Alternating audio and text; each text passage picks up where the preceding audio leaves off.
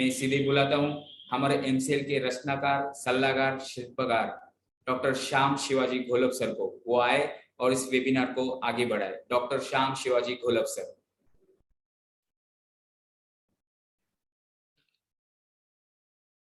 Thank you Abhijit. Good morning दोस्तों, नमस्कार। मैं डॉक्टर श्याम घोलप फिर से एक बार आपका इस ट्रेनिंग सेशन में स्वागत करता हूं। मैं आशा करता हूं कि आप सभी लोग स्वस्थ हैं और आप अपने साथ अपने परिवार का, यानी घर का परिवार और एमसीएल परिवार दोनों का ख्याल रख रहे हैं। मैं ये भी उम्मीद करता हूं कि आप सभी लोग 1 घंटा बहुत अच्छी एक्सरसाइज कर रहे हो, अपने हार्ट, अपने लंग को मजबूत कर रहे हो और अपनी इम्यूनिटी को बढ़ा रहे हो। तो चलिए शुरुआत करते हैं आज के टॉपिक से। दोस्तों, ब्रांड क्यों बनानी चाहिए अपनी कंपनी? ब्रांड क्या होता है? ब्रांड तो चलिए देखते हैं। सबसे पहले जानते हैं क्यों क्यों ब्रांड बनना चाहिए।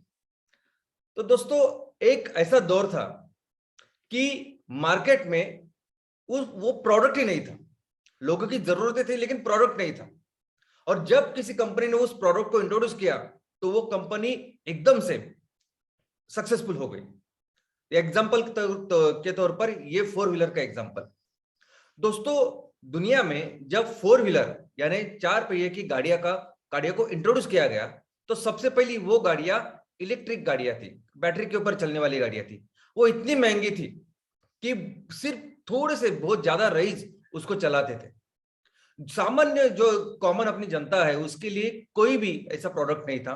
पहली बार फोर्ड इस कंपनी ने ये प्रोडक्ट यानी टी मॉडल, इसको कहते हैं टी मॉडल की ऐसी कार जो लिक्विड फ्यूल पे चलती थी, इसको इंट्रोड्यूस किया, जिसकी कॉस्ट बाकी के पहले गाड़ियों से आधे से भी कम थी। तो जिसकी जरूरत जनता को थी, कस्टमर्स को थी, ऐसा एक प्रोडक्ट उन्होंने इंट्रोड्यूस किया और पूरी दुनिया में ये सबसे सक्सेसफुल ऐसा प्रोडक्ट रहा। कंपनी एकदम सक्सेसफुल हो गई। उसके बाद में ऐसा दौर आया कि एक सेक्टर में जो भी प्रोडक्ट थे, बहुत सारे प्रोडक्ट्स आने लगे। तो इस प्रोडक्ट में सबसे बेहतर, सबसे अच्छा जो प्रोडक्ट था वो बिजनेस कर रहा था और वो हमेशा उस सेक्टर में आगे रहता था। बाद में ऐसा दौर आया कि आपका प्रोडक्ट तो सबसे अच्छा होना ही चाहिए, लेकिन उसके साथ आपकी सर्विस भी अच्छी होनी चाहिए। समझिए आप टीवी खरीदने आप किसी मॉल में जाते हैं, तो मॉल में जाते हैं, देखते हैं कि वहां सैमसंग, सोनी, पैनासोनिक, एलजी ऐसे टीवी भी है और सेम ऐसे कुछ टीवी है कि जिनके नाम आप नहीं जानते। लेकिन अगर टेक्निकल अगर आप कंपैरिजन देखेंगे तो हो सकता है कि वो ऑलमोस्ट सब सिमिलर हो, सेम हो, सब कुछ हो, लेकिन आपने कभी उस टीवी का नाम नहीं सुना, आपको पता नहीं। तो आप ये सोचते हैं कि कल अगर इस टीवी को कुछ हुआ, अगर मुझे इस टीवी के बारे में कुछ सर्विस लेनी पड़ी, जरूरत पड़ी, तो कौन आएगा मेरे काम? कौन सी कंपनी देगी सर्विस? और ये सोच के आप चुनाव करते हैं उस सैमसंग का, एलजी का। तो दोस्तों, इस दौर में जो कंपनियां अपने अच्छे प्रोडक्ट के साथ अच्छी सर्विस देती है, ऐसी कंपनियां अपने प्रोडक्ट के साथ उस मार्केट में हमेशा लीड करती है। लेकिन आज जो जमाना है, आज जो वक्त है, उस वक्त में जो कंपनियां सेक्टर में सबसे ज्यादा अच्छा काम करते हैं वो कंपनियां होती है कि जो अपने कस्टमर के साथ इमोशनली जुड़ जाती है। दोस्तों, एक तो टेक्निकल यानी दिमाग से जुड़ना या दिल से जुड़ना, तो ऐसी कंपनियां जो अपने कस्टमर के साथ, अपने लोगों के साथ दिल से जोड़ती है, ऐसी कंपनियां आज की तारीख में मार्केट में बिजनेस करती है। मैं एग्जांपल देना चाहूंगा फियाट कंपनी का। अभी फियाट कंपनी ऐसी है कि फियाट कंपनी इनोवेशन R&D में बहुत आगे है। उन्होंने तैयार किए हुए इंजन बाकी सभी गाड़ियां अपनी गाड़ियों में लगाते थे और सेम सेगमेंट में अपनी गाड़ियां बेचते थे। लेकिन फिर भी फियाट को लेके शायद लोगों को इतना इमोशनल कनेक्ट नहीं था जो बाकी के गाड़ियों में थी। यानी फियाट का इंजन लेके वो गाड़ियां उस सेक्टर में बहुत आगे या अच्छा काम करते थे। और यही आज के दौर में वही कंपनियां जो इस तरीके से अपने आप को बिजनेस करती है। तो दोस्तों, वो कंपनियां जो अपने कस्टमर को इस तरह से कनेक्ट कर रही है, वो कंपनियां जिनका कस्टमर बेस बहुत लॉयल होता है, जो आपको छोड़ते नहीं है, वो कंपनियां अपने आप को इन कस्टमर के साथ लॉन्ग टर्म पे कनेक्ट करती है, वो कंपनी कहलाती है ब्रांड। क्यों बनना चाहिए ब्रांड? क्योंकि ये वो कंपनियां होती है कि बाजार में अगर उतार चढ़ाव भी हो गए, कोरोना में हम लोगों ने देखा कि 2 साल ऑलमोस्ट बहुत सारे बिजनेसेस वो उसमें मंदी छाई हुई थी। कई सारी कंपनियां घाटे में चली गई, कई सारे बिजनेसेस चालू भी नहीं हुए। लेकिन फिर भी ऐसे वक्त में भी ये जो ब्रांड, ये जो कंपनी आती है, ये हमेशा अपनी जो पोजीशन है वो बरकरार रखती है। हो सकता है कि उनकी प्रॉफिट में थोड़ा सा कम आए, लेकिन वो जो कस्टमर, जो लॉयल्टी, जो अपने कस्टमर के साथ जो उनका जुड़ा हुआ जो एक बंधन है, वो वैसे ही हमेशा अटूट होता है। तो ये फायदा होता है ब्रांड का। ये फायदा होता है अगर आपकी कंपनी उस अपने लोगों के साथ, कस्टमर के साथ जुड़ जाती है। दोस्तों, आप हमेशा देखोगे कि कुछ कंपनी ऐसी होती है ना जो हमेशा मार्केट में आगे होती है। कुछ कंपनी ऐसी होती है कि जिनके साथ लोगों को रहना अच्छा लगता है, उनको पसंद करना अच्छा लगता है, और ये बहुत जरूरी है। ब्रांड बनना बहुत जरूरी है। क्यों? क्योंकि एक बार आपने ब्रांड बना तो आप अपने कंपनी में कंपटीशन हमेशा आगे रहते हैं। अभी देखिए एमसीएल में हम अभी 3 जो सेक्टर तैयार कर रहे हैं, आई मीन इसको अब हम लोग पायोनियर खुद को बोल सकते हैं। इस तरह से हम इसको डेवलप कर रहे हैं। बात ये नहीं है कि कोई बायोफ्यूल में, ऑर्गेनिक फार्मिंग में या इको फ्रेंडली प्रोडक्ट्स में काम नहीं कर रहा है। हजारों लोग काम कर रहे हैं, लेकिन जिस लेवल पे, जिस स्केल पे आज एमसीएल काम कर रही है, यानी एमसीएल इस पूरे तीनों चीज को एक बड़ा सा सेक्टर करके डेवलप कर रही है। ऐसा काम, ऐसा स्केल इस लेवल पे पूरी दुनिया में ऐसा कहीं नहीं हो रहा है। तो एमसीएल हो सकता है कि पायोनियर है, एमसीएल पहली कंपनी है जो ये सब कर रही है, लेकिन आने वाले दिनों में ऐसी बहुत सारी कंपनी आ सकती, बहुत सारी कंपनी आएगी भी जो ये काम करेगी, अपने वही मैन्युफैक्चरिंग करेंगी प्रोडक्ट्स और बेचने की कोशिश करेगी। लेकिन अगर हमारी कंपनियां ब्रांड बनती है, अगर हमारी कंपनियां हमारे लोगों के साथ जुड़ जाती है, तो आपको आने वाले दिनों में इस कंपटीशन से डरने की कोई जरूरत नहीं। तो कैसे बनता है ब्रांड? दोस्तों, ब्रांड यानी विश्वास। ब्रांड की लिटरल मीनिंग, लिटरल जो अर्थ है वो है विश्वास, कि लोगों का आपके ऊपर एक विश्वास होता है। और वो कैसे डेवलप होता है? आप समझिए कि आप अभी स्कूल से लेके आप कॉलेज गए होंगे, आप अभी कहीं ना कहीं तो काम कर रहे होंगे, आप जिस सोसाइटी में रहते हैं, आपके जो रिश्तेदार हैं, इन सभी लोगों में कुछ ऐसे लोग रहेंगे जिनके ऊपर आपका दृढ़ विश्वास है। और कैसे होता है विश्वास तैयार? तो ये जो लोग होते हैं, आपके दोस्त हो, आपके रिलेटिव्स हो या कलीग्स हो, इन लोगों को लेके आपके कुछ विचार होते हैं। इन लोगों के ऊपर आप जब भरोसा रखते हैं, तो एक विचार के साथ, सोच के साथ भरोसा रखते हैं, कुछ उम्मीदों के साथ भरोसा रखते हैं, अपेक्षा के साथ भरोसा रखते हैं। और जब ये लोग आपके विचारों के ऊपर खरे उतरते हैं, जब आपके उम्मीद से ज्यादा या आपके अपेक्षा से ज्यादा काम अच्छा करते हैं, तो आपका जो उनके ऊपर भरोसा है वो एक दृढ़ विश्वास बन जाता है, और वही है ब्रांड। दोस्तों, कंपनियों का भी ऐसा है।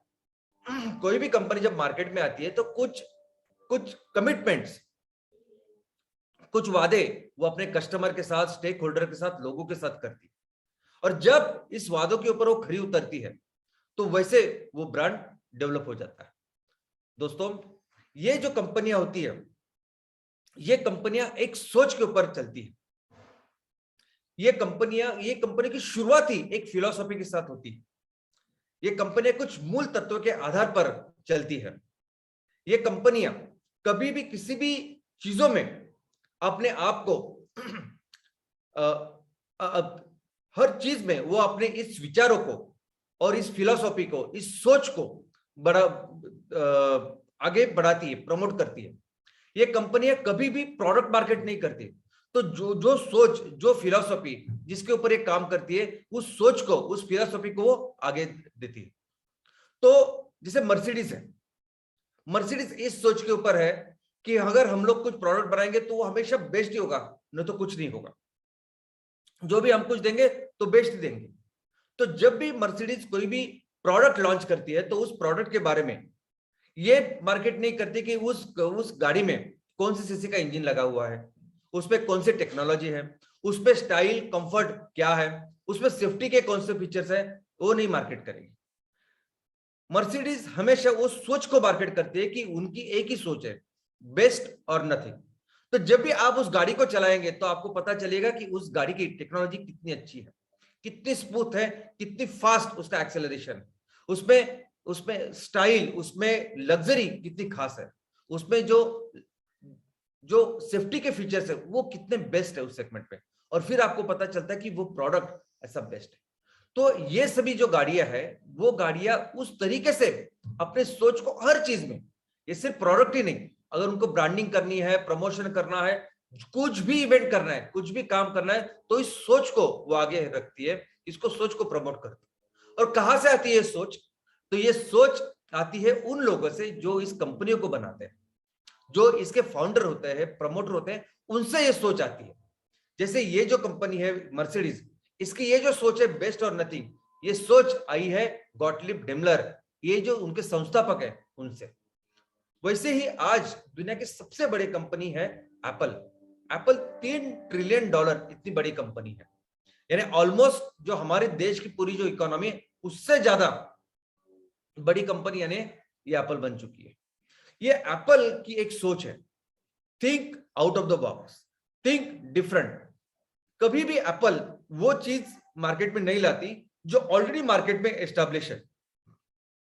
कोई भी ऐसा प्रोडक्ट मार्केट में नहीं लाती कि जिसके बारे में प्रोडक्ट अवेलेबल है, जिसमें जिसको कंपनियां बना रही है, उससे अलग कुछ करने की कोशिश हमेशा एप्पल करती है। एप्पल पहले ऐसी कंपनी है, आपको याद होगा कि जब स्मार्टफोन आए थे तब शुरुआत में उसके साथ, स्मार्टफोन के साथ वो कीपैड थे, क्वार्टरिक कीपैड थे। एप्पल पहली कंपनी थी दुनिया की जिसने वो पूरा कीपैड हटा के एक सेंट्रल का बटन लाया। जैसे ही एप्पल ने लाया उसके बाद उसको देख के कई सारी कंपनियों ने भी सेम टेक्नोलॉजी लाई। एप्पल पहली कंपनी है कि जिसने उस मोबाइल से उस सेंट्रल जो एक बटन था सिंगल, उसको हटाया। तो जैसे उस एप्पल ने हटाया तो बाकी के सभी कंपनियों ने उसको हटाया। एप्पल पहली कंपनी है कि जिसने, अगर आप लोग को याद होगा तो जब हम लैपटॉप में वो कॉम्पैक्ट डिस्क सीडी का उपयोग करते थे तो वो डालने के लिए बटन दबाने के बाद उसका एक जो ढांचा है वो बाहर आता था और उसमें हम लोग सीडी रखते थे और वो अंदर जाता था। एप्पल पहली कंपनी है कि जिसने क्या किया कि वो सीडी, उसके लिए कोई ढांचा बाहर नहीं आता था, वो तो सीडी अंदर जाती थी अपने। तो ये सभी जो इनोवेशन है, think different, think next, think out of the box, ये करके एप्पल अपने इस सोच को हर चीज में इसे डालती है। दोस्तों हमारे देश के जो ये बड़ा जो बिजनेस ग्रुप है, उद्योग समूह है, सबसे बड़ा उद्योग समूह है टाटा का। टाटा उद्योग समूह को इनके जो संस्थापक है जमशेदजी टाटा, जिनको हमारे भारत के उद्योग का जनक भी मानते हैं, इनकी एक सोच थी, उनकी सोच ये थी कि हम जहां बिजनेस करते हैं, जिस कम्युनिटी में, जिस समाज में रहते हैं, ये समाज, ये कम्युनिटी सिर्फ हमारा स्टेक होल्डर नहीं है। अगर हम लोगों के साथ रहते हैं, लोग सिर्फ हमारे कस्टमर्स नहीं है, स्टेक होल्डर्स नहीं है, तो लोग हमारा पर्पस है। ये समाज हमारा पर्पस है, हमारा उद्देश्य है, जिनके लिए हम लोग ये बिजनेस चला रहे हैं, और ये आपको हमेशा याद रखना होगा। इसलिए ये सोच, जिस सोच के साथ अभी टाटा की डेवलपमेंट हुई, आज भी ये सोच बरकरार है। आज भी अगर आप देखोगे तो टाटा का मैक्सिमम प्रॉफिट ये टाटा ट्रस्ट में जाता है, और यही लोगों को आगे रखने का, सीएसआर का जो काम टाटा करती है वो सबसे बेहतर है। ये काम ये कंपनियां बहुत अच्छी तरीके से करते हैं, यानी लोगों को कैसे जोड़ती है, तो इमोशनली। लोगों को लोग टेक्निकली नहीं देखते कि एप्पल का फोन का कैमरा कैसा है, बाकी के फोन के कैमरा कैसा है, टेक्निकली कौन से प्रोडक्ट अच्छे हैं। वो देखते हैं कि उनको उस एप्पल के साथ, एक बार उन्होंने एप्पल का फोन लिया तो उनको बहुत अच्छा लगता है, इमोशनली कनेक्ट हो जाते हैं उस प्रोडक्ट के साथ, क्या मैंने एप्पल का फोन लिया। वो टेक्निकल उसमें चीजें में पढ़ते हैं। मर्सिडीज की गाड़ी में मैंने चलाई, मर्सिडीज गाड़ी मेरे पास, अभी मर्सिडीज से बेहतर कुछ गाड़ियां है नहीं है, बात की बात, लेकिन ये कंपनियां बहुत स्ट्रांगली इस प्रोडक्ट्स के साथ जुड़ी हुई होती है, और ये उनकी सबसे बड़ी ताकत होती है। आपको लगता है कि बहुत बड़े बड़े प्रोडक्ट के साथ ही ऐसा होता है क्या? नहीं, एकदम छोटे से प्रोडक्ट के साथ भी ऐसा होता है। अभी देखिए चॉकलेट, कैडबरी, ये कैडबरी चॉकलेट, ये डेयरी मिल्क चॉकलेट है, ये कितने स्ट्रांगली कनेक्ट है। ये हमेशा इसके ऐड अगर आप देखोगे तो ये ऐड हमेशा ही इमोशनल ऐड होती है, कुछ मीठा हो जाए, यानी जब जब आप मीठा की सोचे तब आपको सिर्फ वो कैडबरी याद आनी चाहिए। खाना खाने के बाद अगर कुछ मीठा करना है तो आपको कैडबरी याद आनी चाहिए। कोई भी आपके यहाँ घर में लाइफ में अगर कोई खुशी की कोई चीज हुई है तो आपको कैडबरी याद आनी चाहिए। यहाँ तक के त्योहारों में पहले हम लोग मिठाई के बॉक्सेस एक दूसरे को दिया करते थे, लेकिन कैडबरी ने इस तरह अपने ब्रांड को डेवलप किया है कि आजकल हम ईद को, दिवाली को मिठाई के बक्से नहीं तो कैडबरी के बक्से एक दूसरे को देते हैं। तो इस तरह से वो चीज को यानी मिठाई को रिप्लेस कर रहे हैं, इस तरह से उसने कनेक्ट किया है। वैसे ही ठंडा मतलब कोको कोला। तो अगर आपको प्यास लगी है, आपको पानी की जगह पे कोई कोल्ड ड्रिंक पीना है और आप दुकान में जाते हो तो आप बहुत सारे प्रोडक्ट्स आपको नजर आएंगे, लेकिन आपको आपकी नजर जिस पे रहेगी, आप जो इसको उठाएंगे वो है कोको कोला, बिकॉज वो इतने अच्छे तरीके से कनेक्ट करते हैं कि अगर आपको प्यास लगी है तो बस आपको सोचना चाहिए कोको कोला। वैसे ही पेप्सी। अभी ये जो कोल्ड ड्रिंक है, कोल्ड ड्रिंक कौन पीते हैं? तो बच्चे या यूथ, यंग, वो लोग ज्यादा पीते हैं। तो और उनमें वो बहुत ख्वाहिश होती है कि मैं अच्छा दिखूं, स्टाइलिश दिखूं, अच्छा रहूं। तो पेप्सी ने उस इमोशन के साथ खुद को जोड़ा है कि अगर आपको स्टाइलिश दिखना है, आपको हैंडसम दिखना है, आपको हीरो जैसा रहना है, तो आप पेप्सी पीजिए। दोस्तों, जितना स्ट्रांग ये आपका इमोशनल कनेक्ट, उतना स्ट्रांग ये ब्रांड होता है। और ये ब्रांड भी कहां से आता है, ये इमोशंस भी कहां से आता है? तो वो उस कंपनी के जिसने जो संस्थापक है उनसे आता है। अमूल भी आप देखोगे तो अमूल भी बहुत बार वो प्रोडक्ट के स्पेसिफिकेशंस में नहीं जाते, प्रोडक्ट को मार्केट नहीं करते, उस इमोशंस को वो मार्केट करते हैं। हमेशा वो कैप्शन वगैरह उसके लिए बहुत ज्यादा मशहूर है। दोस्तों, अब ये एमसीएल परिवार में आज हम लोग जो भी बिजनेसेस डेवलप कर रहे हैं, एमसीएल बिजनेसेस में आज हमारे तहसील लेवल के बिजनेसेस है, ग्राम पंचायत लेवल के बिजनेसेस है, आज चैनल पार्टनर है, हमारी टीम है, और सभी लोग यहाँ एंटरप्रेनर्स है, उद्योजक जो अपने अपने बिजनेसेस बढ़ा रहे हैं। ये सभी जो हमारी फैमिली है, ये पूरा जो हमारा एमसीएल परिवार है, इसके पीछे भी एक सोच है, और वो सोच है कि हमें मिलके हमारे इस दुनिया को, हमारी धरती माँ को बचाना है। दोस्तों, हमारे पास एक ही घर है और यह है वो पृथ्वी। और इस पृथ्वी में सिर्फ मनुष्य ही नहीं, लाखों करोड़ों जीव रहते हैं। सिर्फ प्राणी ही नहीं, कितने सारे सजीव, कितनी सारी वनस्पति पानी के अंदर, जमीन के ऊपर, हवा में रहती है, कितने सारे जीव है जिनको हमने इस डेवलपमेंट के नाम पर, विकास के नाम पर, जिनको अभी हम लोग बर्बाद कर रहे हैं। कितने सारे पशु पक्षियों की जाति है जो अभी नष्ट हो चुकी है, लुप्त हो चुकी है। और आज हमने अपनी इस एक धरती को, एक ही घर को इस लेवल पे लाके रखा है कि अगर हमने कुछ काम नहीं किया तो बहुत जने हम लोग खुद विनाश के इस पे चले जाएंगे। तो दोस्तों, हमारी एक ही सोच है कि हमें मिलके अभी हमारी इस धरती माँ को, अपने एक घर को बचाना है। वो धरती माँ जिसने करोड़ों साल तक सबका ख्याल रखा ना, अभी हमको उसका ख्याल रखना है। और इसके लिए जो भी करना पड़े ना, जो बिजनेस करना पड़े, वो सब करेंगे हम लोग फ्यूल कर रहे हैं उसके लिए, हम लोग ऑर्गेनिक फार्मिंग कर रहे हैं माँ के लिए, हम लोग इको फ्रेंडली प्रोडक्ट्स कर रहे हैं उसके इकोसिस्टम के लिए।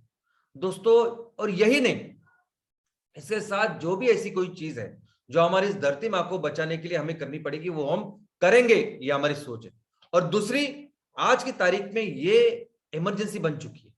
ये ऐसी चीज नहीं कि हम लोग कहीं से कर पाएंगे, बहुत फास्ट, बहुत एग्रेसिवली इसको करना पड़ेगा। इस तरह से सिचुएशन हम लोगों ने तैयार की है। दोस्तों, हमारी और एक सोच है, हमारी सोच है कि हमारा ये भारत जो देश है, ये बहुत महान देश है। इसमें इतनी काबिलियत है कि इतिहास में 90% ऑफ द टाइम, 90% टाइम हम दुनिया की सबसे बड़ी महासत्ता थे, आर्थिक महासत्ता थे। दुनिया का जितना भी इनकम था, 30% इनकम, 30 to 35% इनकम भारत से आता था, भारत तैयार करती थी। और आज भी वो काबिलियत हमारे में है। हम भी अगर सब मिले तो फिर से हमारे इस देश को फिर से वो महान बना सकते हैं, फिर से इस पूरे दुनिया का सरताज बना सकते हैं। और उसी सोच के साथ हमें काम करना है। और हाँ, अगर हमें धरती को, इस धरती माँ को इस ग्लोबल वार्मिंग से बचाना है, अगर हमें अपने देश को फिर से नंबर 1 इकोनॉमी बनाना है, तो बस एक काम हमें करना है। हमारी ये सोच है कि ये सब काम एक ही चीज से होगा, और वो होगा, एक ही आदमी इसको करेगा, और वो है हमारा किसान। और हमारा पूरा एक दृढ़ संकल्प है कि हम मिलके, हमारा एक ही काम होगा कि हमें इस किसानों को हमें उनको सशक्त बनाना है, उनको एम्पावर करना है, उनके हाथ मजबूत करने हैं। अगर हमने इस एग्रीकल्चर को, इस किसानों को जो चाहे पूरी तरह से सपोर्ट किया, पूरी तरह से उनको सक्षम किया, तो ये दोनों चीजें हम कर सकते हैं। हमारी सोच है कि हमारे ये जो बिजनेस है ये ट्रिपल बॉटम लाइन, यानी इसका उद्देश्य सिर्फ आर्थिक नहीं है, तो सामाजिक है, इस पर्यावरण को लेके। देखो दोस्तों, अगर आप जब बिजनेस करते हो तो प्रॉफिट तो कंपलसरी है, आपका आर्थिक ध्येय होना ही चाहिए। आप प्रॉफिट जब कमाएंगे तभी ये सब कंपनी चलेगी, ये पूरा परिवार आगे बढ़ेगा। लेकिन उसके साथ हमने ये देखा है कि हर चीज में कैसे हम लोगों को ज्यादा बेहतर से बेहतर हम लोग कुछ दे पाए, लोगों के लिए कुछ कैसे हम लोग बेहतर करें।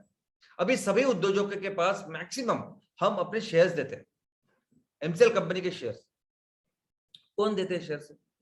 इनिशियली अगर आप देखोगे, जब ये कंपनियां छोटी होती है, स्टार्टअप होती है, तो उनमें पैसे डालने वाले बहुत अमीर लोग होते हैं। जो सही समय पे पैसे डालते हैं उनके पैसे 20 गुना, 50 गुना, 100 गुना हो जाते हैं। और ये कंपनियां आईपीओ तक, जब तक वो स्टॉक एक्सचेंज में वो खुद को लॉन्च नहीं करती, तब तक इसके शेयर्स आम आदमी को, लोगों को वो अवेलेबल नहीं होते। लेकिन जब तक वो लिस्ट हो जाते हैं वहां स्टॉक एक्सचेंज में, तब तो वो इतने ज्यादा महंगे होते हैं, तो उतना ज्यादा प्रॉफिट होंगे नहीं मिलता, जो कॉमन अपने लोग हैं उनको नहीं मिलता। लेकिन हमने वही सोचा कि हमने अभी इस लेवल पे भी हमारे शेयर्स हमने अपने उद्योजकों के साथ शेयर्स किए, किसी अमीरों के साथ नहीं। दूसरी बात, ये जो एमपीओ कम्युनिटी है, ये हमारे किसान संगठन है, ये हर तहसील में जिसके साथ हम लोग मिलके इस बिजनेस को बढ़ाने वाले हैं, इनको भी हमने अपने बिजनेसेस में पार्टनर करके रखा है। हर कोई जो पर्सन आज हमारा एमपीओ मेंबर है, वो हमारे सारे बिजनेस में हमारा पार्टनर भी है। और जो भी इसके साथ, जो भी हम लोग आगे बढ़ेंगे, हम लोग उसके साथ शेयर करेंगे। दोस्तों, ये जो पूरा प्रोसेस है ब्रांड बनाने का, ये ब्रांड बनाना यानी विश्वास निर्माण करना। और जैसा मैंने कहा, विश्वास कब होता है? विश्वास तब होता है कि जब आप कोई भरोसा रखते हो और उस भरोसे को लायक काम करके दिखाते, कोई उम्मीद करते हो, कोई अपेक्षा करते हो, उससे बेहतर आप डिलीवर करते हो। वैसे ही कंपनी के साथ भी है। हमें एमसीएल को, अगर हमारे कंपनी को ब्रांड बनाना है, तो हमने जो भी आज बातें बोली है, लोगों को जो बताया, उसको हमें करके दिखाना पड़ेगा, बेहतर करके दिखाना पड़ेगा, तभी ब्रांड बनेगा। अभी देखिए, टाटा ने दो लोगों को बताया था कि वो 1 लाख की कार वो प्रोडक्ट करेंगे और लोगों को बेचेंगे। अभी ये पूरे प्रोसेस में जब उन्होंने ये प्रॉमिस किया लोगों को, तब उनको जिस पूरे प्रोसेस में उनको कई सारी चुनौतियां का सामना करना पड़ा। पश्चिम बंगाल में जो प्लांट था वो निकाल के उनको गुजरात में जाना पड़ा। कई सारे जो उसके मटेरियल्स थे, कई सारी चीजें थी, रॉ मटेरियल थे, उसके भाव बढ़ गए, कीमतें बढ़ गई। कई सारे लोगों ने, उनके इंटरनल लोगों ने बोला कि नहीं, ये अभी फिजिबल नहीं, अगर हम लोग नैनो तैयार करके बेचेंगे तो हमें कुछ फायदा नहीं होगा। लेकिन उनके जो प्रोमोटर है, उनके जो फाउंडर है, उनकी जो सोच है कि एक बार हमने जो वादा किया उसको हमें निभाना है, और उन्होंने निभाया। भले ही वो प्रॉफिट कम ज्यादा नहीं हुआ, वो अलग बात है, लेकिन उन्होंने अपने इस वादे को पूरा किया। और इस वादे के साथ उन्होंने दुनिया को बता दिया कि एक बार टाटा जो प्रॉमिस करती है उसको डिलीवर करती है, और इससे बनता है ब्रांड। अभी पूरी दुनिया को पता है कि टाटा एक तो जो बोलती है वो बहुत एथिकली करती है, और जो एक बार वादा किया तो उसको डिलीवर भी करती है। दोस्तों, इसी तरह अगर हमें अपने कंपनी को ब्रांड बनाना है, हमारे ग्राम पंचायत लेवल की कंपनी है, हमारे तहसील लेवल की कंपनी है, हमारे किसान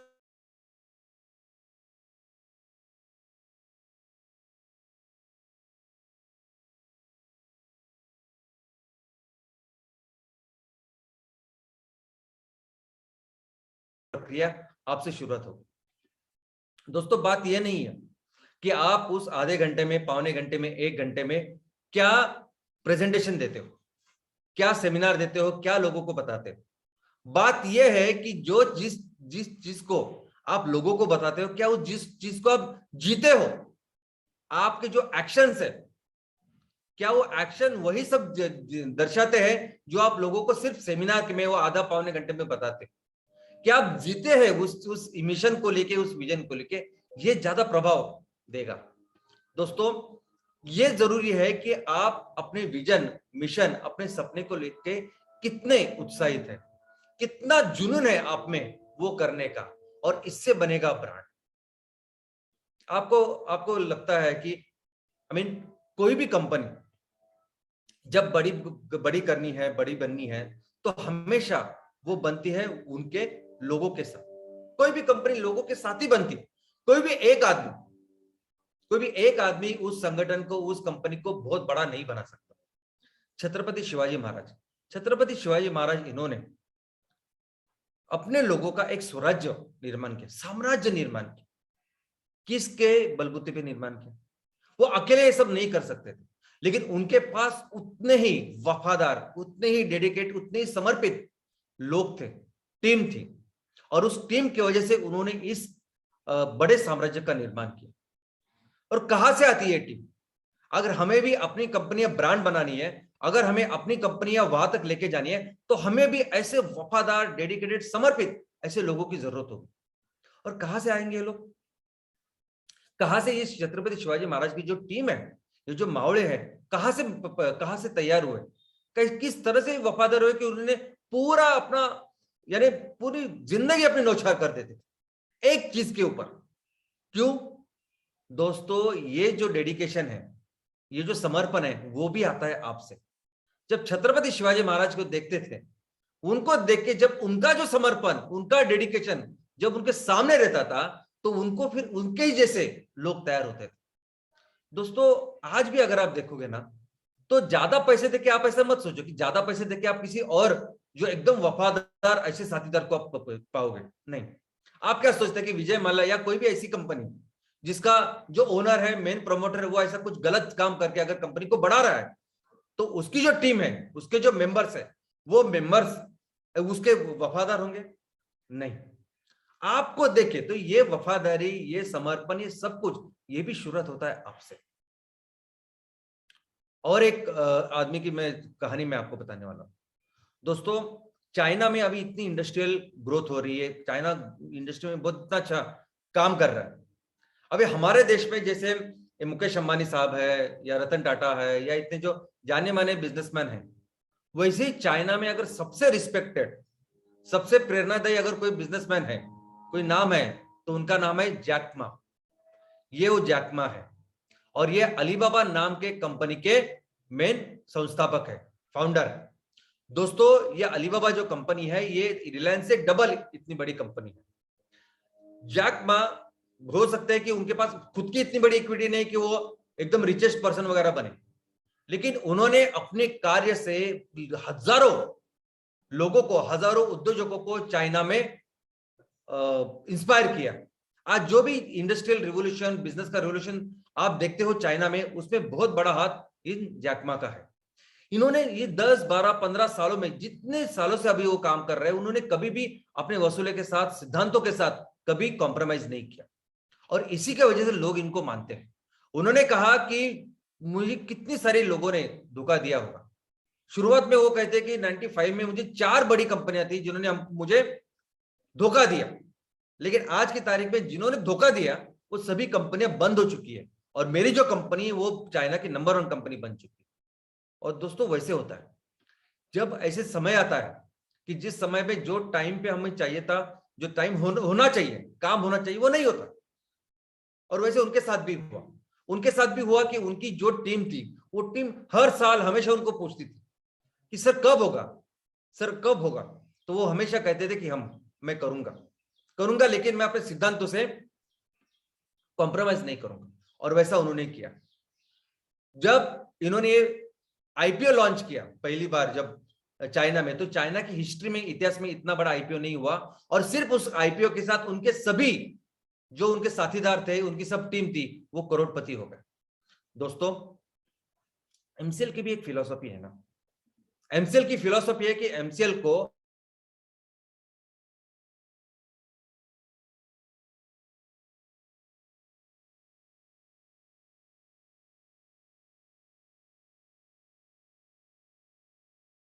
जमीन, उसके लोग, उसका रहन सहन, उसका ढंग एक अलग चीज है। अपने आप में हर चीज इतनी अलग है कि हर तहसील अपना एक राज्य तैयार होता है, ऐसा हमारा उद्देश्य है। और हमें इस हर तहसील को एक आत्मनिर्भर ऐसा राज्य बनाना है, ऐसा राज्य बनाना है कि अगर तहसील की कोई भी जरूरत हो ना तो हम लोग मिलकर पूरा करें।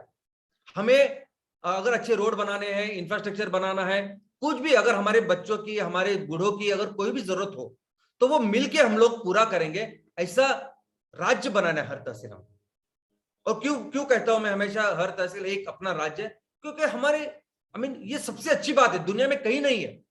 दुनिया में कोई भी देश इतना महान, इतना बड़ा नहीं है कि इसमें इतनी सारी बोली भाषा, इतनी महान संस्कृति हो। ये सिर्फ अपने भारत में है। और यही हमारा उद्देश्य है कि हम हर तहसील को एक ऐसा राज्य बनाए। और इस राज्य को कौन चलाएगा? तो इस राज्य को चलाएंगे अपने लोग, इस राज्य को चलाएंगे अपने खेडूत, अपने किसान। इस राज्य के जो धरोहर, इस राज्य की धरोहर जिनके हाथ में होगी वो होंगे अपने लोग। 100% ये राज्य, ये जो तहसील है, ये सब काम है वो अपने लोगों के साथ हो। जो छत्रपति शिवाजी महाराज का जो सपना था, जो और उन्हें ऑफ कोर्स करके दिखाया, अपने लोगों का स्वराज्य, बस वही समझे हमें करना है। वही हमारी सोच है, वही हमारा मकसद है, वही हमारा लक्ष्य है। तो अगर ऐसा लक्ष्य है तो कैसे हम लोग वो चीजें कुछ कर सकती है जो बाकी की कंपनियां कर रही है। अगर आपको ऐसा लगता होगा कि इतना अभी हमने काम किया है, हमें जल्द से जल्द लोगों को दिखाने के लिए कुछ करना पड़ेगा, तो बाकी के स्टार्टअप्स देखिए, बाकी की कंपनियां देखिए, बाकी की कंपनियां, जितनी भी कंपनियां आज की तारीख में भारत में काम कर रही है, वो कंपनियां almost they are owned by Chinese companies.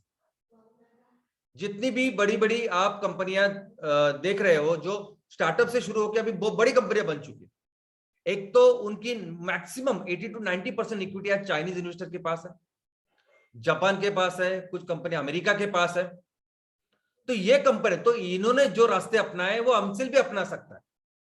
आज आपने जो काम किया है गांव में, अपने अपने तहसील में, बहुत जबरदस्त काम किया है। जो फील्ड वर्क आपने किया ना वो किसी ने किया। अभी एमसीएल के पास जो उपलब्धि है, जो आपकी वजह से है, वो किसी के पास नहीं है। कोई भी ऐसी ऑर्गेनाइजेशन दूसरी नहीं है कि जिनके इतने सारे लाखों किसान, सिर्फ सदस्य नहीं है, स्टेक होल्डर्स है, नहीं है। तो अगर मुंबई में रह के हम लोग, अगर हमें पैसे ही करने हैं, पैसे ही उठाने हैं, पैसे ही काम करने हैं, तो हम आराम से कर सकते हैं ना। ऑनलाइन ऑलमोस्ट जुगाड़ जैसी कंपनी, बड़ी कंपनी बन सकती है। तो इतना अच्छा काम लेके, संकल्प लेके अगर कोई कंपनी जा रही है, क्या उनको पैसे नहीं मिलेंगे क्या? लेकिन ये पैसे, ये सब कुछ काम हम लोग, हमारी ये जो आजादी है उसको कॉम्प्रोमाइज करके नहीं करना चाहते। ये जो अगर इन लोगों से पैसे लिए तो ये दलदल है, बाकी के भी अगले टाइप के पैसे उनसे लेने पड़ते हैं, आगे के भी पैसे उनसे लेने पड़ते हैं, सब कुछ उनसे लेना पड़ता है। और बाद में इन कंपनी जैसा वो अपना होगा। एमसेल के पास खुद के सिर्फ 10% शेयर्स रहेंगे और बाकी के 90% शेयर्स इन लोग के पास हो गए, जिसे सारे कंपनियों के। आप कभी भी जाके ये जो स्टार्टअप्स है, ये जो यूनिकॉर्न्स है, इसके बारे में पढ़िए, पढ़ाई कीजिए तो आपको पता चलेगा। लेकिन एमसीएल बिल्कुल किसी भी हालत में हमारी स्वतंत्रता को, हमारी आजादी को हम लोग छोड़ना नहीं चाहते। हम लोग नहीं चाहते कि कोई बाहर का आदमी, कोई चाइनीज, कोई जापानीज, कोई अमेरिकन, कोई यूरोपियन यहां आए और हमारी कंपनी में डायरेक्टर बने। हम नहीं चाहते कि वो डिसाइड करे, वो डिसाइड करे कि यहां हमारे कंपनी में क्या होगा, कैसे हम लोग इस कंपनी के प्रॉफिट का उपयोग करेंगे। नहीं, इस कंपनियों को, चाहे वो हमारे ग्राम पंचायत लेवल की कंपनी हो, हमारे तहसील लेवल की कंपनी हो, 100% ये कंपनी वो करेंगे हमारे लोग।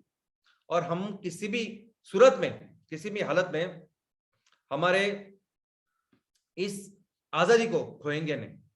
दोस्तों, आज हम लोग जो डिसीजन लेते हैं ना, उस डिसीजन के ऊपर हमारे आगे की पूरी हमारी पहचान बनने वाली है। जो भी बात आज हम लोग बोलेंगे, जो भी डिसीजन आज हम लोग करेंगे, उससे हमारा रेपुटेशन, उससे हमारा ब्रांडिंग कायम होने वाला है। और हम ऐसा चाहते हैं कि हम, हमारे सभी जो तहसील है वो एक खुद स्वराज्य बने, उस तहसील में रहने वाले लोगों का खुद का राज्य बने, वो राज्य सुजलाम सुफलाम बने, हम लोग सब मिलके।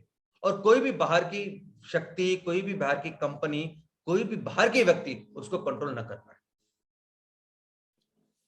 और एक पर्सन है, एक ही आदमी सब कुछ बदल सकता है। एक एक पर्सन, बहुत ज्यादा लोग नहीं, एक पर्सन लगता है जो पूरी चीज बदल दे सकता है।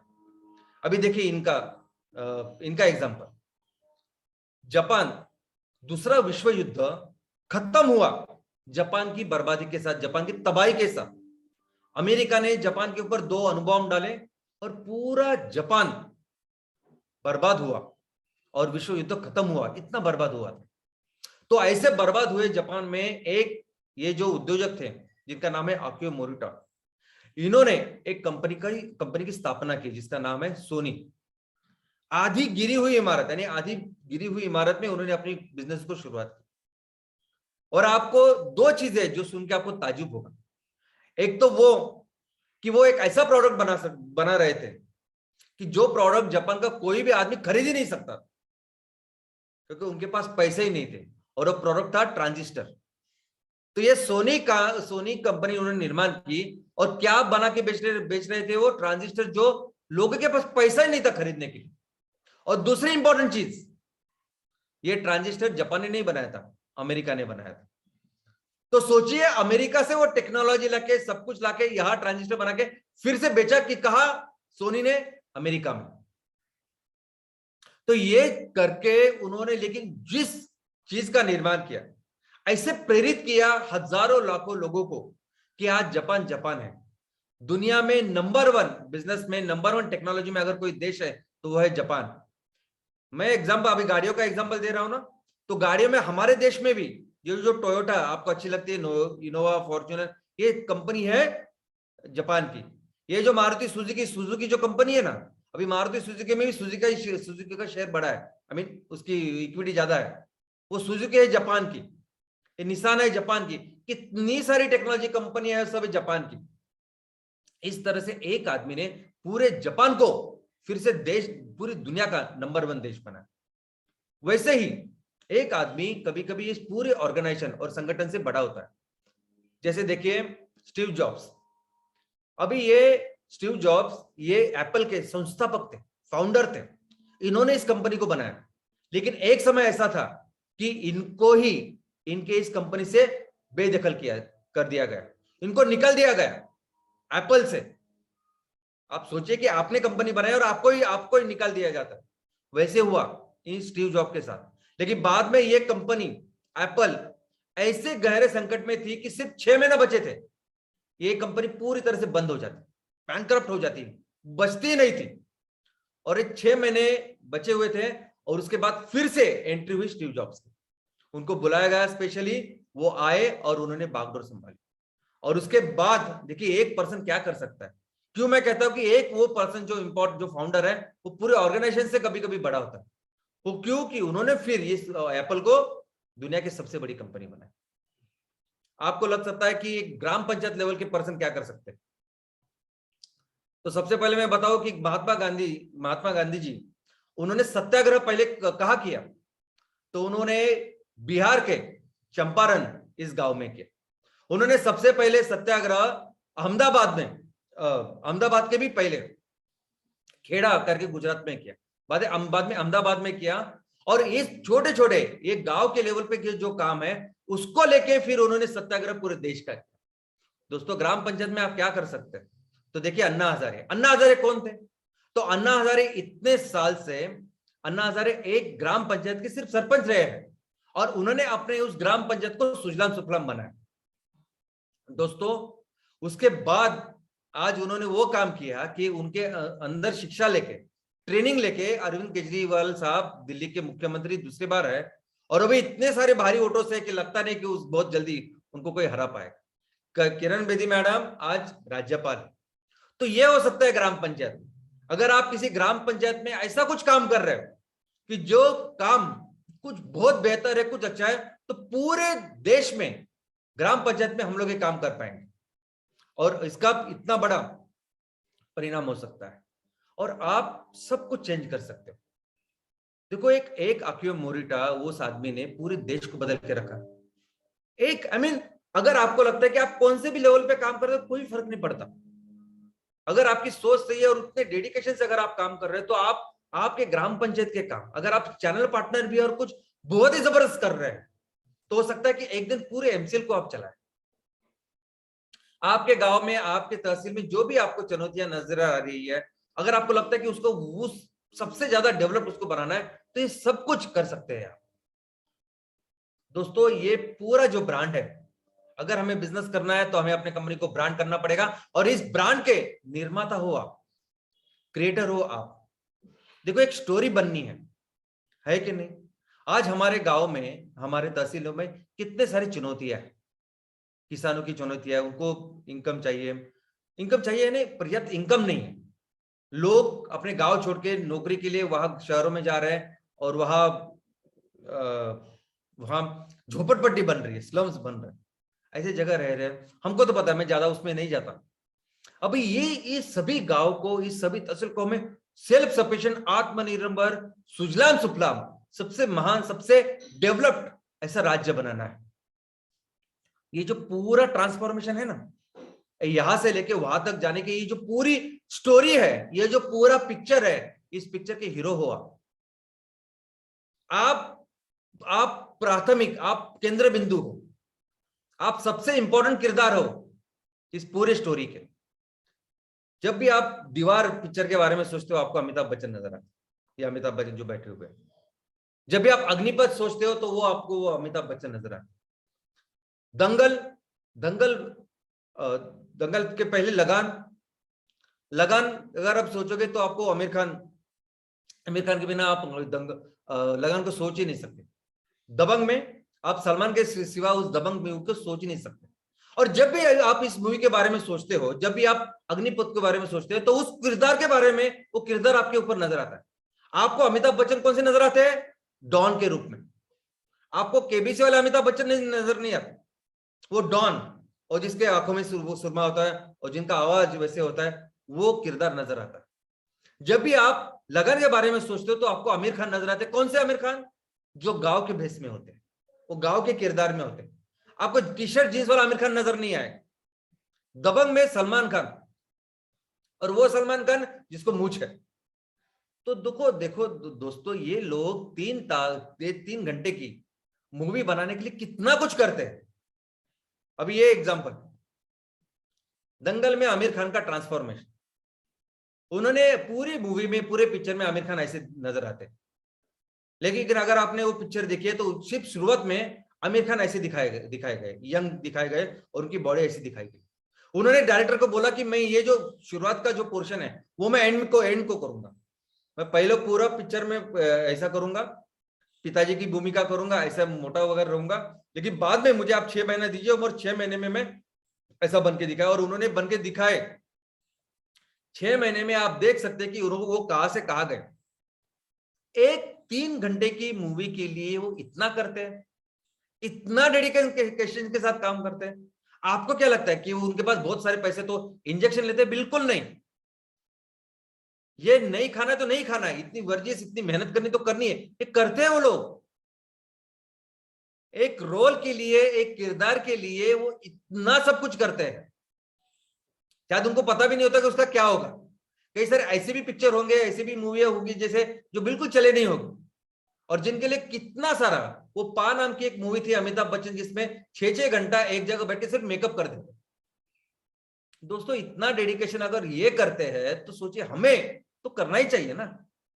हम तो पूरी दुनिया बदलने की बात कर रहे हैं, हमने इतना सब कुछ लेने का संकल्प किया है, तो हमें भी उस तरह से खुद को ट्रेन करना पड़ेगा ना। मैं सोचता हूं कि आप अभी ग्राम पंचायत लेवल के जो एंटरप्रेनर हो, तहसील लेवल के एंटरप्रेनर, पूरी दुनिया भी आपको देखने वाली है, क्या करने वाले हैं, और हम एक्चुअली ट्रांसफॉर्म करने वाले। जो भी करेंगे हम लोग प्रॉपर डिसीजन लेके करेंगे, जो हमने वायदे किए हैं, जो हमने भरोसे किया, पूरी 100% करेंगे, उनसे बेहतर करेंगे। जो सोचा है, जो लोगों को लगता है ना कि ये करना चाहिए, उनसे बेहतर करके दिखाएंगे हम लोग। तो ये जब पूरी स्टोरी बनने वाली है, आप खुद को वैसे बनाओ ना, कंपलसरी आपको बनाना। दोस्तों, रिस्पॉन्सिबिलिटी लीजिए। सोचिए कि ग्राम पंचायत में अगर 2000 परिवार रहते, तो मैं हूं उनकी रिस्पॉन्सिबिलिटी लेने के लिए। अगर हमारे ग्राम पंचायत में 1000 हेक्टेयर, 1500 हेक्टेयर जमीन है, उसमें से बहुत सारी बंजर है, किसानों को अच्छा इनकम नहीं, तो मैं लूंगा रिस्पॉन्सिबिलिटी, और मैं इनको इनकम को बेहतर करूंगा, बढ़ाऊंगा। खुद की अपनी स्टाइल तैयार कीजिए, किसी की नकल करने की जरूरत नहीं है आपको।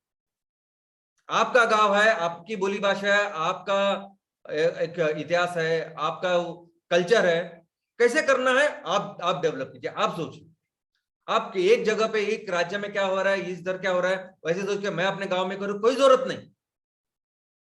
नवाजुद्दीन सिद्दीकी साहब है, किस किस एंगल से ये हीरो लगते हैं आप बताइए।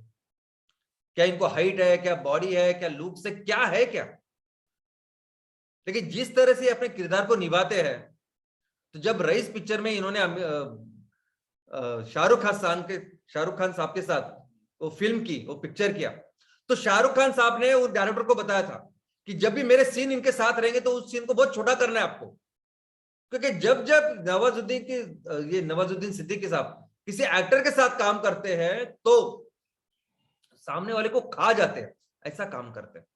आप मत सोचिए आप क्या हो, कैसे हो, आप लंबे हो, नाटे हो, आपकी आवाज कैसी है। आप ये भी मत सोचिए कि आप कितने पढ़े लिखे हैं।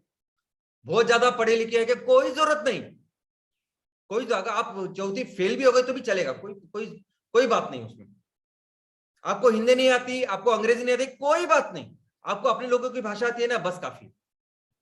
उसको लेके एक अपनी एक ओरिजिनलिटी बनाए और उसको आगे लेके जाइए, और सिंपल इसको पॉइंट ऑफ व्यू रखिए, एकदम एक्सट्रीमली सिंपल कीजिए। क्या करने वाले, कैसे बनाएंगे आप गांव को सुजलाम सुफलाम, क्या करने वाले हैं, सिंपल है ना।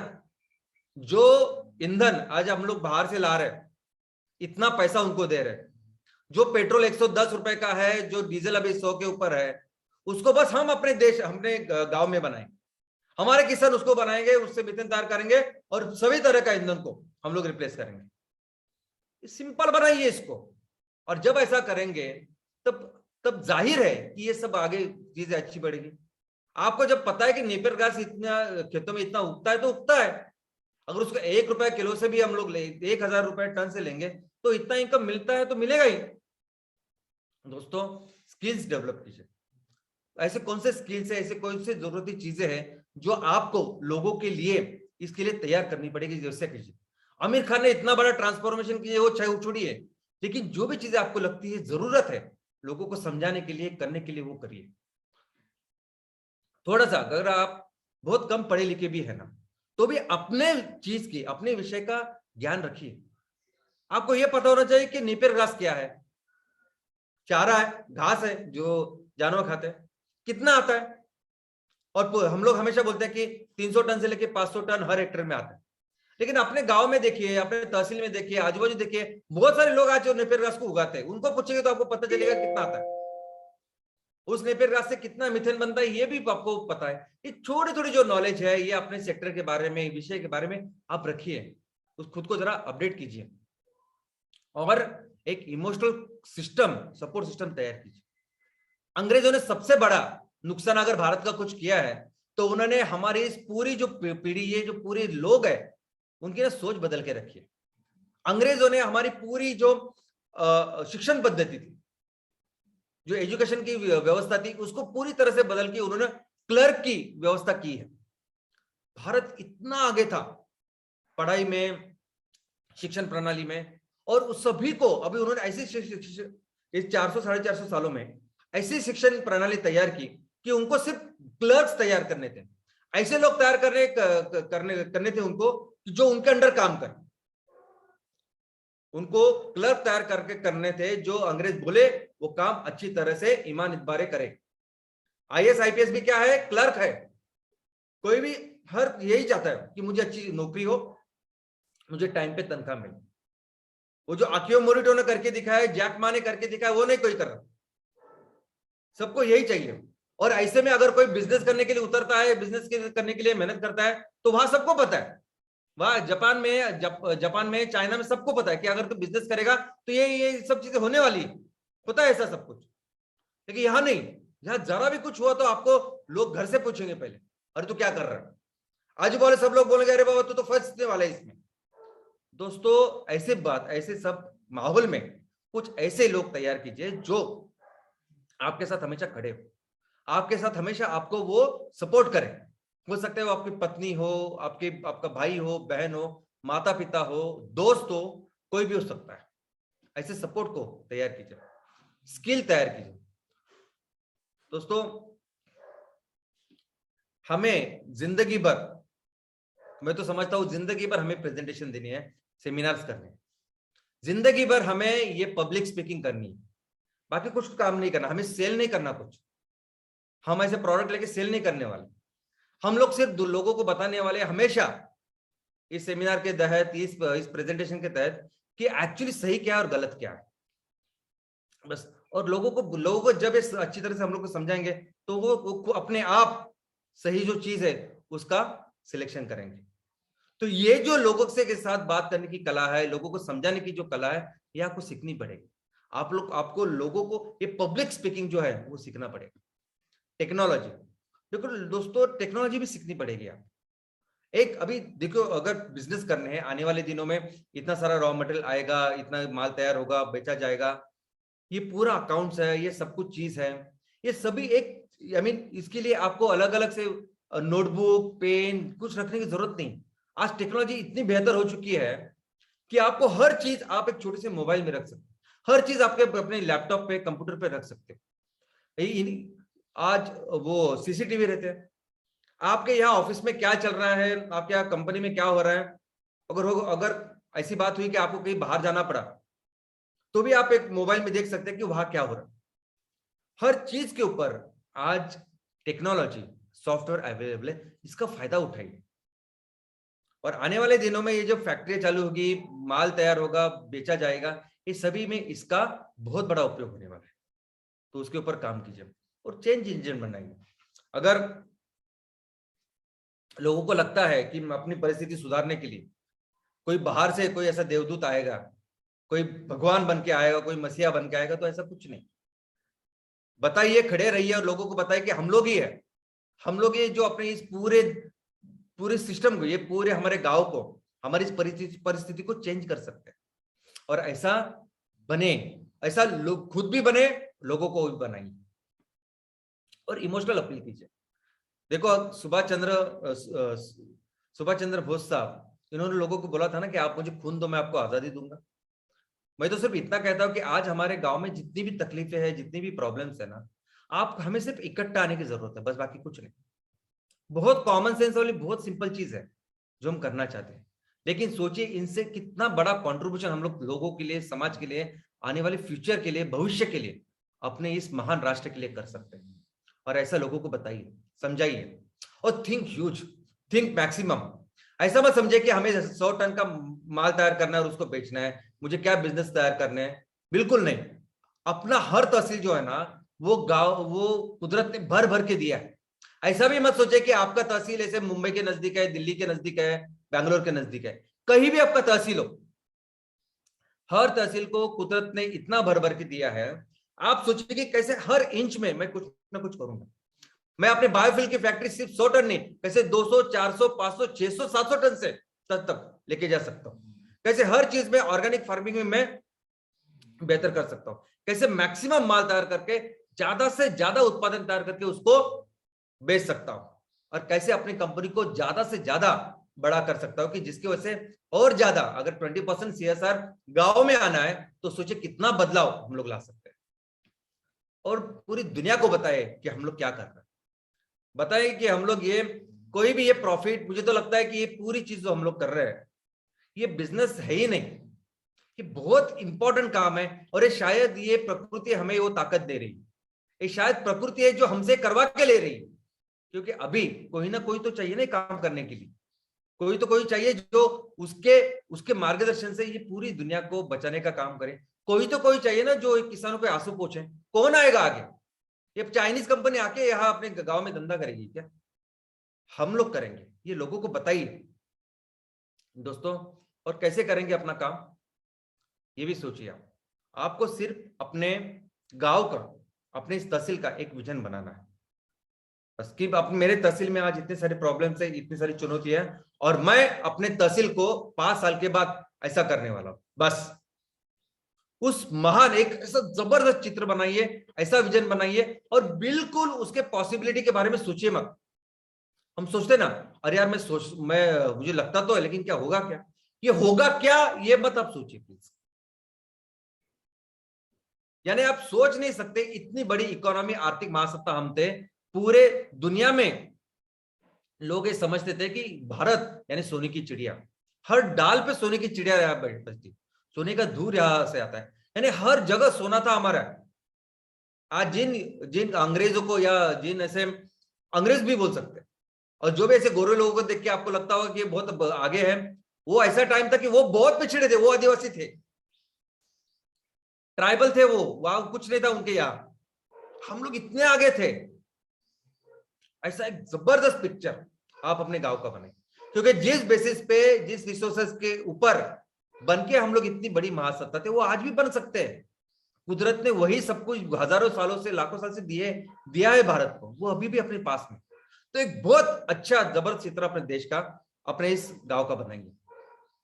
अपने तहसील को 100% हम लोग हमारे ईंधन में स्वयं पूर्ण करेंगे, और वो सिर्फ ट्रांसपोर्टेशन गांव वाहन का नहीं, गाड़ियों का नहीं, तो किचन में जो हम कुकिंग फ्यूल है, वो हर इंडस्ट्री, कोई भी इंडस्ट्री आपके यहाँ हो, तो हर इंडस्ट्री में जो ईंधन होगा वो सिर्फ और सिर्फ हमारे गांव के, हमारे तहसील की किसानी तैयार करेंगे। ऐसा संकल्प कीजिए, ऐसा विजन देखिए। हमारे यहाँ जो भी इलेक्ट्रिसिटी, आज बिजली की भी जो प्रॉब्लम है, हम लोग खुद बहुत बिजली तैयार कर सकते हैं। ऐसी बिजली, अभी कितने सारे ऐसे गांव है कि जिनको पर्याप्त बिजली नहीं मिलती, इतनी घंटा ही बिजली मिलती है। हम लोग मिलकर ऐसा काम कर सकते हैं कि सभी गांव को, सभी पूरे तहसील को 24 घंटा ऐसी बिजली मिल सकती है, ऐसा काम कर सकते हैं, और बिजली में स्वयं पूर्ण बन सकते हैं। पानी, अभी सोचिए एक सिंपल सी बात, आप जा भी रहते होंगे, अगर 1 घंटा आपके यहाँ पानी आता है, नल आता है, आधा घंटा आता है, तो आप ये देखते हैं कि नहीं कि उस आधे घंटे में मैं इतना पानी जमा करके रखूं कि पूरा दिन मुझे जो जरूरत है उसमें वो काम आएगा। मैं तो एक ऐसे शहर को जानता हूं अच्छी तरीके से कि जहां 10 दिन में, 12 दिन में, 15 दिन में एक बार पानी आता है, लेकिन वो शहर में लोगों ने अभी ऐसी व्यवस्था करके रखी है कि एक बार पानी आया तो आगे के 10 दिन, 12 दिन, 15 दिन उस पानी को बराबर से वो यूटिलाइज करते हैं पर्याप्त में। तो सोचिए 12 महीने में अगर 2 महीना भी आपको पानी आता है, तो इसका मतलब घंटे में, 24 घंटे में आपको 4 घंटा पानी आता है। ऐसा समझिए ना आप, सिर्फ 2 महीने की बात कर रहा हूं मैं, 4 महीने की नहीं। तो वो 4 महीने का जो सीजन होता है पानी का, उसमें अगर 2 महीने भी पानी आता है, ऐसा समझते, 1 महीना भी अगर आपको पानी मिलता है, तो अगर हम लोग उसे उस पर पर्याप्त उपाय योजना करें, तो ये पूरा पानी हम लोग इस तरह से उसको जमा करके रख सकते हैं कि पूरा साल भर, चाहे हमारी खेती हो, उद्योग हो, घर हो, पीने का पानी हो, इसको पूरा पानी हम लोग कर सकते हैं। और इतना बिजनेसेस, इतना काम हमारे तहसीलों में है, गांव में है, किसी को बाहर जाने की जरूरत ही नहीं, ना नौकरी के लिए, ना कोई उद्योग के लिए, कोई नहीं, इतना अभी गांव में हमारे पास में है खेती। दोस्तों हमें एक ऐसा विजन रखिए कि हमें अपने किसानों को मैक्सिमम इनकम तैयार करके देना है, और वो जमीन चाहे वो प्लेन हो जिसपे हम लोग खेती कर सकते हैं, चाहे पहाड़ी हो, चाहे जंगल फॉरेस्ट हो, हर इंच में हम लोग कुछ ना कुछ करेंगे और किसानों को अच्छा इनकम देंगे। ऐसा संकल्प कीजिए ना। अरे नहीं है, हमारे देश में जैसी जमीन है, जैसी मिट्टी है, वो दुनिया में कहीं नहीं है। और ये आप पढ़िएगा, अब तो आपको पता चलेगा। आप कंपैरिजन कीजिए किसी दूसरे देश के साथ और भारत के साथ, और आपने ये सोचा ना कि हर इंच में मैं कुछ ना कुछ इनकम करूंगा लोगों के लिए और आपके खुद के लिए भी ना, तो ये पॉसिबल है, ये कर सकते हैं हम। वुमन एम्पावरमेंट, ऐसा संकल्प करिए कि हमारे तहसील में हमारे ये सब महिला है, उनका सक्षमीकरण हम लोग करेंगे, सबलीकरण करेंगे। वो इतना जरूरी है कि आज भी, जो भी आज आपके पास है, जो फॉरगेट कि हम लोग कितना ज्यादा बिजनेस वगैरह करने वाले, लेकिन आज भी आपके सामने कितने सारे आर्थिक और सामाजिक जो परेशानी है ना, वो सॉल्व हो सकती है अगर महिलाएं, इनको आप हम लोग आगे लेके आए, इनका सक्षमीकरण करें, इनका सबलीकरण करें।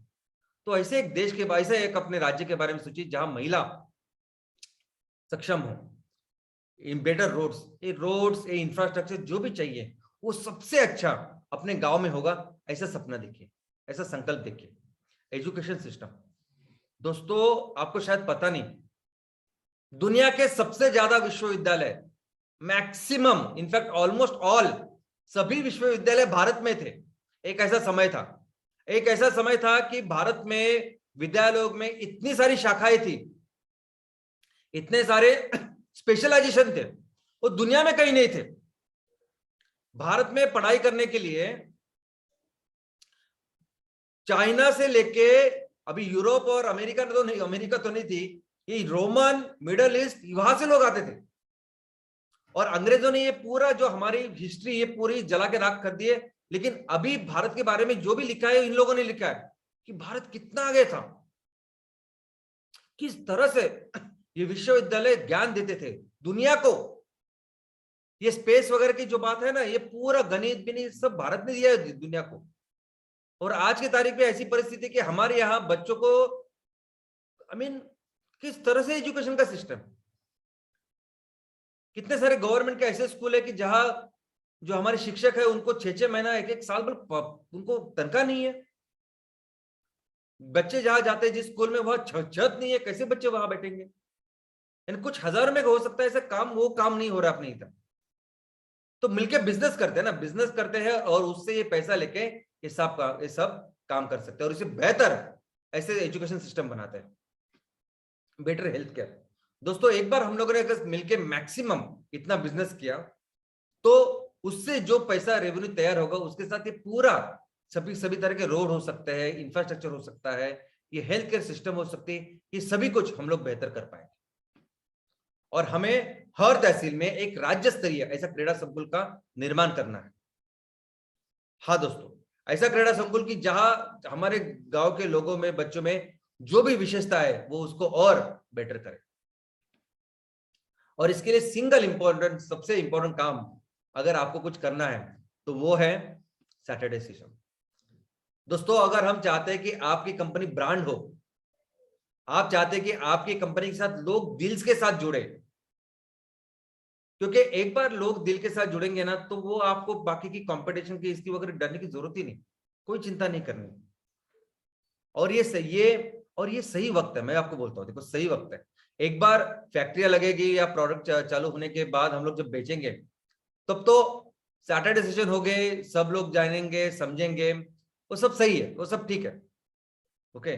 बाकी की भी कंपनियां कुछ ना कुछ करने की कोशिश करेंगी। लेकिन आज जब ये सब कुछ शुरू होने वाला है तब भी आप अगर हर हफ्ते अपने गांव के लिए, अपने तहसील के लिए खड़े हो रहे हैं, हर हफ्ते अपने गांव में कैसे हम लोग कैसे उसको बेहतर बनाएंगे, कैसे उसके छोटे छोटे प्रॉब्लम हो सकते हैं अपने गांव के, उसको डिस्कस करेंगे 1 घंटा, आधा घंटा, पौना घंटा, जितना भी हो। जैसे हर गुरुवार को मंदिर जाते हैं, हर शुक्रवार को नमाज अदा करते हैं, हर संडे को हम लोग प्रार्थना कर मास करते हैं, तो वैसे ही एक तहसील में, गांव में, ग्राम पंचायत में हफ्ते में एक बार एक वो प्रार्थना करनी है। सैटरडे सेशन एक कोई भी विषय लेना है और लोगों के लिए खड़े होना है। दोस्तों आज सबसे सही समय है।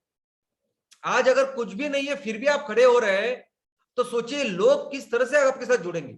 एक तो लोग आपकी तरफ देखेंगे, आपको देखेंगे कि नहीं ये तो बोल तो रहा है, दिल के साथ लोगों को बता रहा है, समझाने की कोशिश कर रहा है, ये कुछ ना कुछ करेगा। या होगा कि नहीं, उनको भी ऐसा लग सकता है, वो देखेंगे कि चलो होगा कि नहीं आपको हमें पता नहीं, लेकिन ये मेहनत तो कर रहा है, दिल से करने की कोशिश कर रहा है, ये उनको लगेगा। लेकिन यही चीज एक बार होने के बाद सोचिए, ये सभी लोग जो आज आपको देखेंगे, जो भी कुछ है आपके बारे में कहेंगे, लेकिन जब आप दिल से हर हफ्ते अगर एक काम करोगे तो कल जाके ये लोग पूरा उनका जो आपके ऊपर एक भरोसा है, आपके ऊपर एक अलग तरह का विश्वास, एक दृढ़ विश्वास बन जाएगा।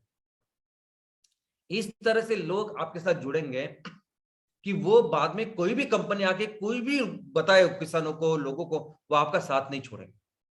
जैसे छत्रपति शिवाजी महाराज के साथ वो पूरे जो मावला इकट्ठे हुए थे और उनके साथ मिलकर उन्होंने उस साम्राज्य का निर्माण किया था, उस स्वराज्य का निर्माण किया था, वैसे ही हम लोग कर पाएंगे अगर आप हर हफ्ते दिल से इसको काम करें।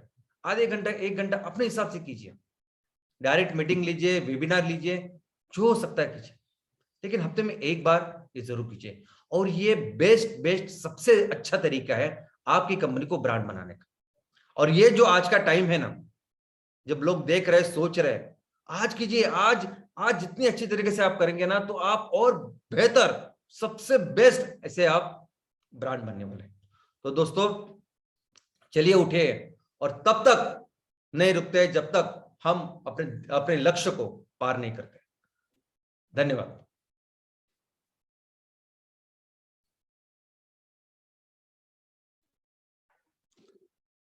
थैंक यू श्याम गोलब सर। आज का जो विषय था वो श्याम सर ने हम एक नए थॉट की तरफ, नए विश्वास की तरफ, नए सोच की तरफ ले जाने का जो सफल प्रयास किया, उसके लिए श्याम सर का बहुत बहुत बहुत बहुत शुक्रिया। Good morning MCL and all India MCL परिवार। हम फ्राइडे की तरह आज भी मिले श्याम सर से सुनने के लिए कि हम एमसीएल को किस दिशा में जाने वाले हैं। और आज उन्होंने बहुत सरलता से एक बात समझाई, अगर आपको आपके बिजनेस में अगर कुछ बेस्ट इन्वेस्टमेंट करनी है तो बेस्ट इन्वेस्टमेंट है ब्रांड। एमसीएल में एमसीएल का फार्मर, एमसीएल का एमबीपी ओनर, एमसीएल का एमपी ओनर, एमसीएल का एमबीएस ओनर इस ब्रांड की मानसिकता में जब तक नहीं आता तब तक हम ना खुद का ना आने वाली पीढ़ियों का भविष्य ये सुकर कर सकते। तो ये आज की जो श्याम सर की थॉट है ब्रांड की, उस ब्रांड की थॉट को हर एक एमसीएल इंडिया परिवार सदस्य, भले वो हमारे एमपीओ का मेंबर हो या हमारे ऑनरेबल सीनियर प्राइम बीडीए हो या बीडीए हो या एमईपी हो या एमबीएस हो, जो भी एमसीएल के साथ जुड़ा है, जो भी एमसीएल में है, जो भी अपने आप को भविष्य में एमसीएल देखता है, उसकी सोच में और उसके आचार विचार में एक ही चीज आनी चाहिए, ब्रांड ब्रांड ब्रांड। और उस ब्रांड को हमें क्यों करना है, कैसे करना है। और भविष्य में अगर आपने देखा होगा कि हमारे साथ जुड़े हुए self help groups, farmer help groups से लेकर जो भी एक सर्वसामान्य आम से खास दोनों इंसान जो हमारे इस सिस्टम में हैं, उन सब की सोच को ब्रांड बनाने का जो काम है वो हर एक MPO owner, MBS owner, BDA, senior BDA, MBP owner कर सकता है।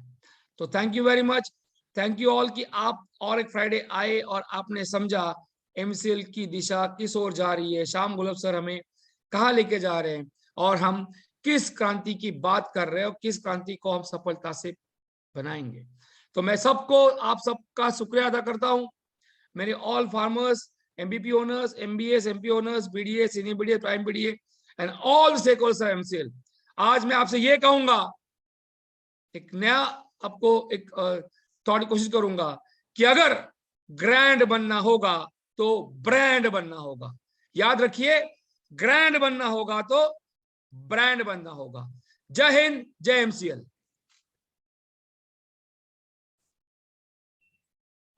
Thank you doctor लवेश sir, thank you Shyam sir. आपने आज के इस ट्रेनिंग सेशन के बारे में हमें बहुत ही अच्छे और सरल तरीके से समझाया।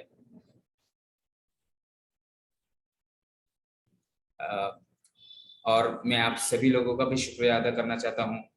आप सभी लोग इस आए और इस वेबिनार की शोभा बढ़े।